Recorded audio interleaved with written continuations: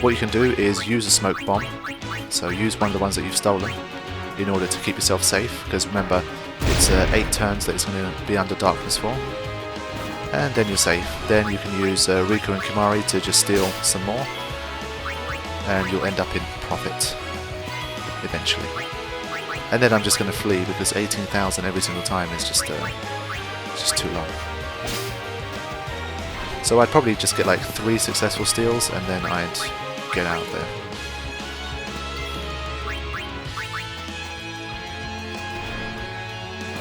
But as you can see, you're not in any danger.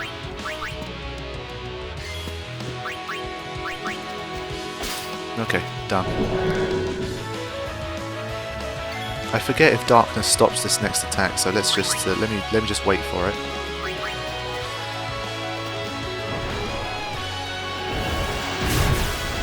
Okay, it doesn't miss. So that's one thing that you should be careful of. And as you can see, Riku got taken out there.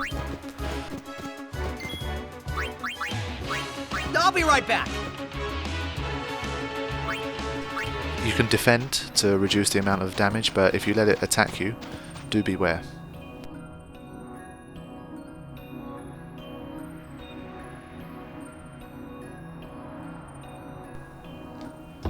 Okay.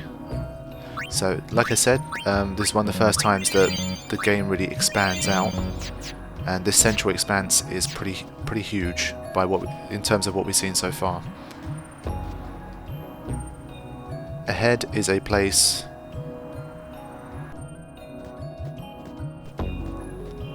so yeah, there's going to be a lot of treasure chests around here and Albed primers and that kind of stuff, so like I said, there's a lot that could be missed. Oh man.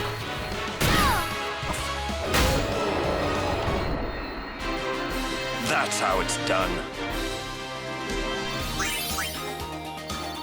I mean, for this entire area, just steal from the zoos and steal from the wolves to get some sleeping powder, and that's it, you should be done. You don't need to steal anymore.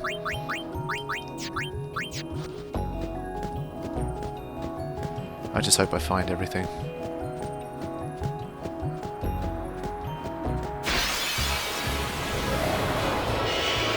But already, it's starting to get a bit long. Yeah, it seems to be a common steal, so you're going to be building up your sleeping powders pretty quick.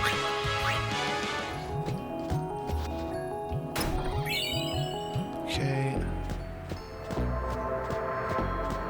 There's plenty more chests, just need to find them all.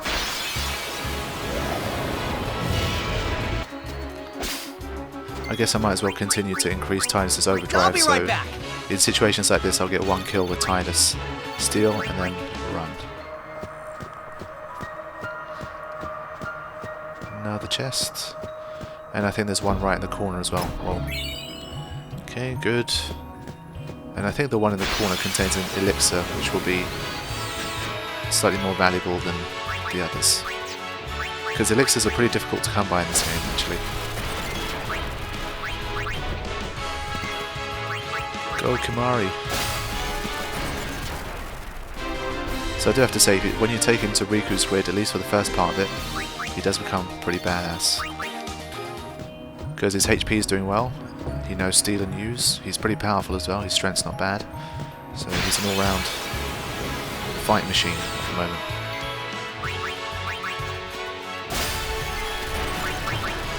Oh shit. Still we're not strong enough to take them out in one hit. Well, Lulu can actually. Might as well use Lulu. But to be honest, they don't give a lot of AP, so how shall we do this? So if you end up getting bored of these guys and just think they're not really worth fighting, then feel free to just skip them. Oh, I missed that celebration.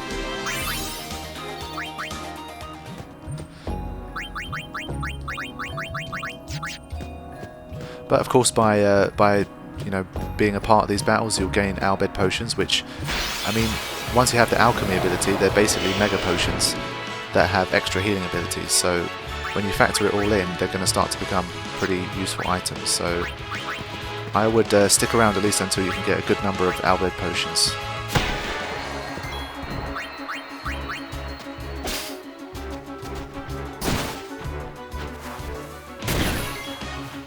But these guys are easy to work with. They're not going to do any particularly impressive amount of damage. Oh, come on. Fuck you. Case Stupid closed.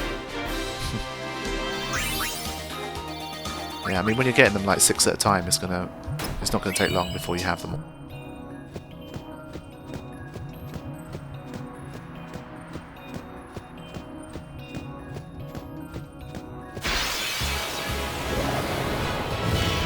But you can see there's not really a massive variety of fiends either, so...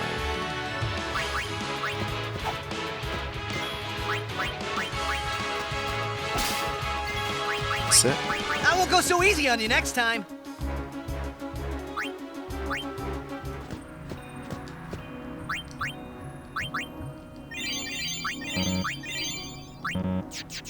Okay, let's keep moving.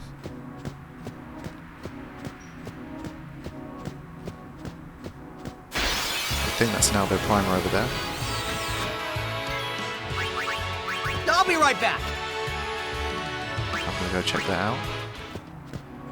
I need to check if it's 17 or 18. Okay, I'm in need of 17, so... Again, like I said, keep multiple saves here.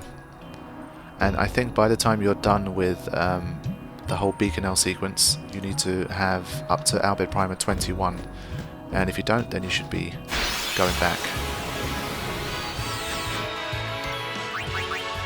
Live and let live. But there's at least one very interesting enemy to come here, so we're not going to be fleeing everything.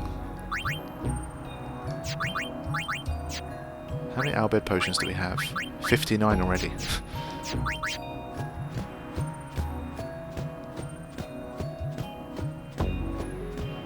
At least this one's fairly easy to see. 18. Okay, I still need to get 17. Oh! Okay, these don't appear very frequently, but when they do, as you can see, they are absolutely huge. It's the biggest fiend we've seen, and I think it's probably the biggest random encounter fiend there is. Let's have a look. Well then, what next? 45,000 hit points. That's quite a lot. So, the help text says use darkness to avoid the headbutt, and obviously we've been stealing all of those smoke grenades, so we can make use of that.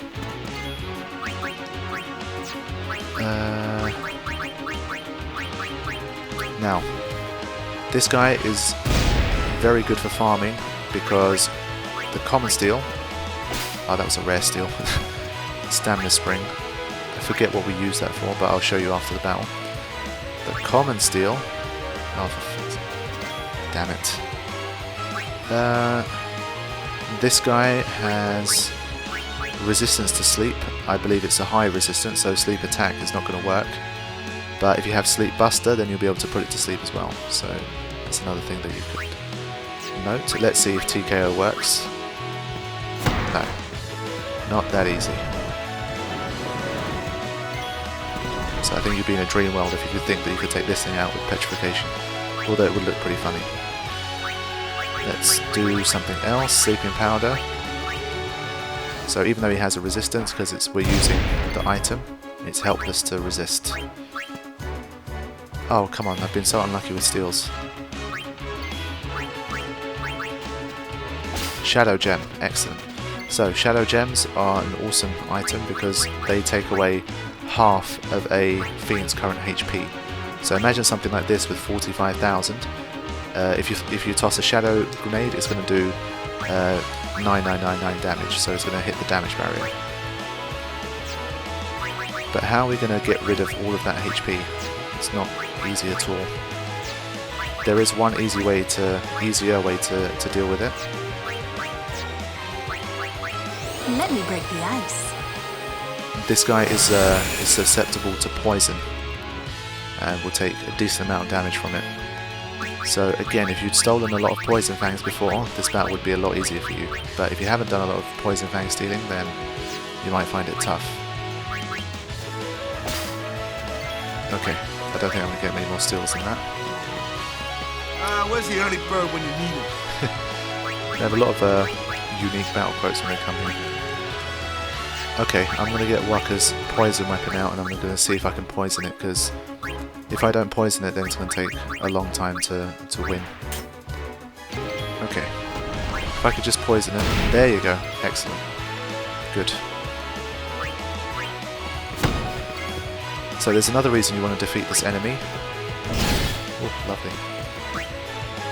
And that is because he drops a very interesting armor for this stage of the game. In the armors that he drops, there is a chance that you could get auto potion. So that's the ability that you saw the Guado guards using. But if you attack it 10 times, it's going to swallow one of your characters. So that's not fun. So as you can see, the poison is damaging 10% of his maximum HP. So just to help it along its way, I'm attacking, but if you just defend for long enough, it will kill it eventually. I think you have to attack it 4 times. I think once you've attacked it 4 times, then it will, on its next turn, it will regurgitate.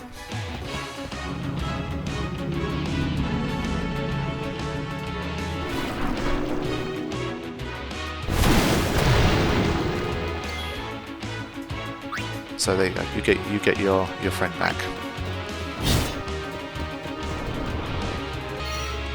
See how this does. 2000. Yeah, there we go. Finally.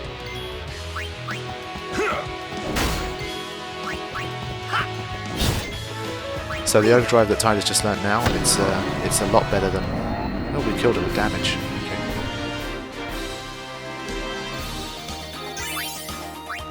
Ah, damn it, we've got no equipment. So the auto potion armor is not an easy one to get. It's pretty rare, but if you really feel like you need it or you want it for a particular reason, then you're going to need to farm those guys in order to do it.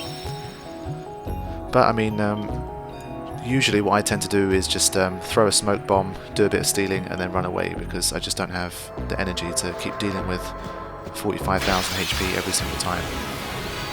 Okay, so here you have a choice of either following the red arrow or going left, and it's in your best interest to head left here because there's some interesting things available, including a primer. So, oh, Cactuar. So finally we run into one of these little guys. Maybe Lulu can kind of trick it with the one that she has in her hands. Okay. So this thing's mechanics work like this. If it has over 400 HP, there's a third of a chance it will run away, so you won't be able to do anything about it.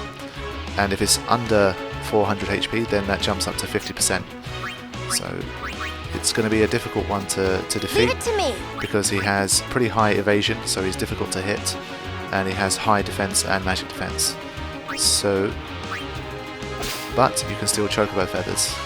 So that's one of the coolest things about this guy. Chocobo feathers, if you're ever doing any challenge related things, are absolutely invaluable.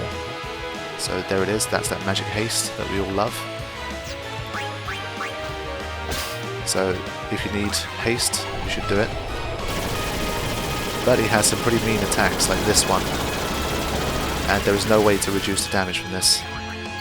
So even if you're going to have to break the HP limit in order to be able to survive that, so that's not happening anytime soon.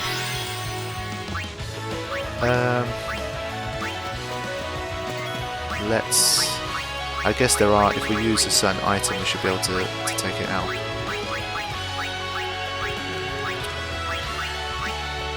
I think the only ones that can reliably do over the 800 damage is probably the level 2 elementals. So let me wait it out. If it doesn't run away for one more turn, I should be able to defeat it. Ah, shit. So it has a regular attack as well, so where it runs up to you and hits you, and that's not bad at all. There's a third of a chance it will do this instead. It's a painful attack.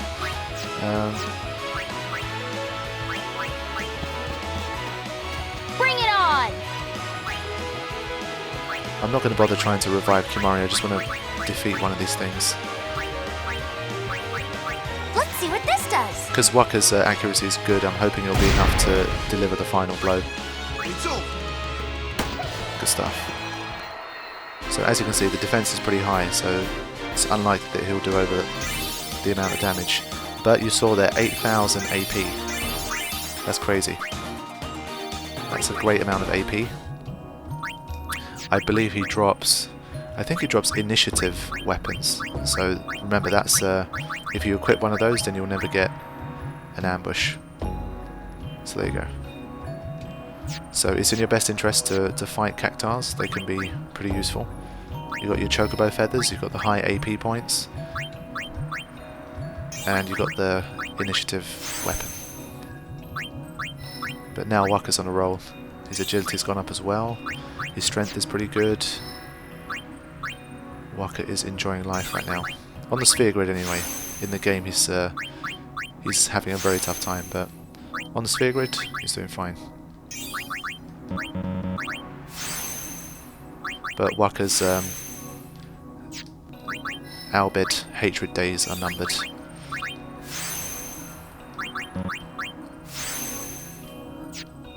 Okay.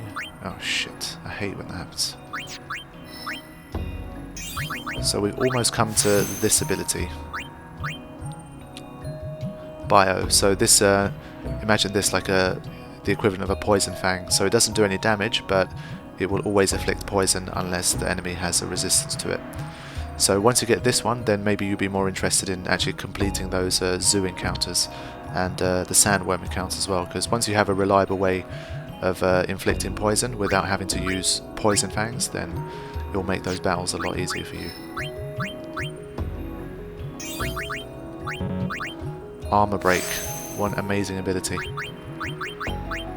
Once Armor Break is done, it gets rid of any... I think it reduces the defense to 0, I believe, if it works. 3,200 HP. I mean, in this little circle alone, he's got 4 HP increases. So everyone is starting to kind of hit the next level now. Lots of strength increases, lots of agility increases, lots of HP increases. So life is good. So there's a few little things we need to get here, and then we should be able to move on towards probably what the most important area of Beaconell. Well, I guess this is the most important, but there's one more bit that will be of interest. Oh. See, Tidus isn't on the field, and even Riku's agility is not the best.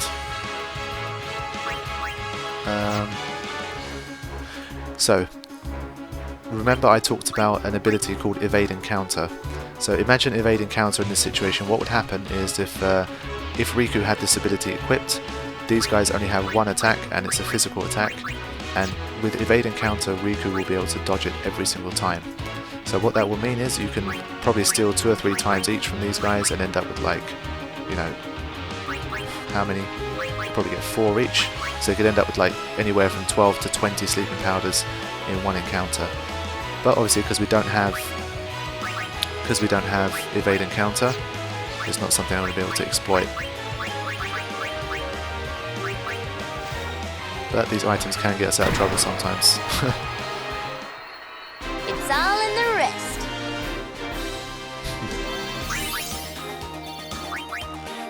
Okay. Need to be careful here. Don't want any unnecessary deaths.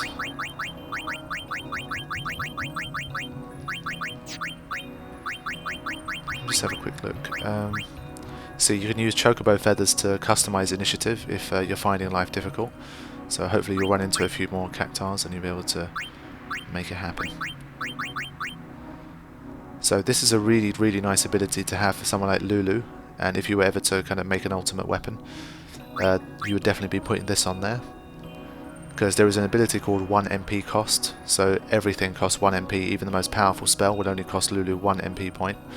And you put this on, it will cost her 2 MP points, but the spell power will increase by like 50% or something. So it's a fantastic ability, but we're not going to be able to customize that anytime soon. Let's have a look at this. So if you remember, when I was in Kilika, I think, or was it? No, I was in Bhed. There was another one of these little things, and it said Kilika and Beaconell join as one. And if you remember, we saw a code like this in Kilika as well. So if you combine the code that you get here with the one you get in Beaconell, with the one you get in Kilika, and you decipher the code, you'll end up getting something, and you can use that later on in the game in order to help you get a secret weapon. So that's why it says Kilika and Beaconell join as one.